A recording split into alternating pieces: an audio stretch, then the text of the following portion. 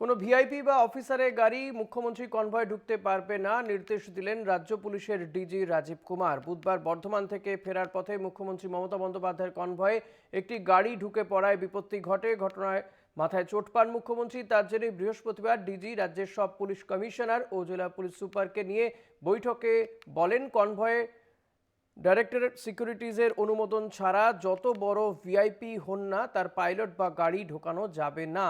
বৈঠকে directorate securities Piyush পাণ্ডেও হাজির ছিলেন।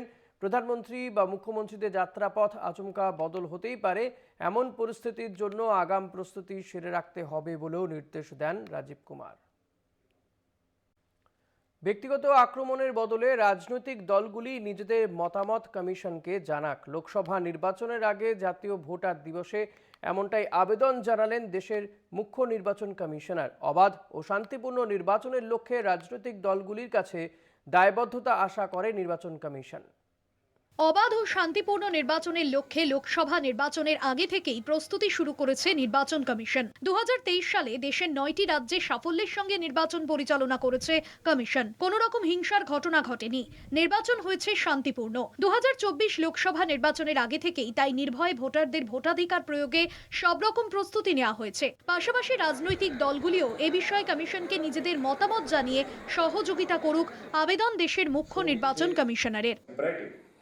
That political parties engage in discussions that inspire rather than divide, that promote ideas instead of personal attacks. Political parties, our biggest stakeholders, must become our best partners in ensuring an ethical journey. এবারে জাতীয় voter দিবসের মূল ভাবনা ভোটদানের মতো কিছু নাই, vote আমি দেব তাই। গত 22শে জানুয়ারি চূড়ান্ত ভোটার তালিকা প্রকাশ করেছেন নির্বাচন কমিশন। এরপরেও কোনো বৈধ ভোটারের নাম বাদ গেলে অনলাইনে আবেদন করার ব্যবস্থা রয়েছে। অনলাইনে এপিক নাম্বার দিয়ে অথবা আবেদনকারীর তথ্য দিয়ে দেখে নেওয়া যাবে। কোনো কারণে কোনো যোগ্য ভোটারের নাম যদি ভোটার লিস্টে না থাকে, তাড়াতাড়ি আবেদন করুন অনলাইনে ভোটার হেল্পলাইন অ্যাপ অথবা voters.eci.gov.in অথবা ইআরওর কাছে। এই সম্পর্কিত কোনো সাহায্যের জন্য আমাদের টোল ফ্রি নাম্বার 1950-তে ফোন করুন।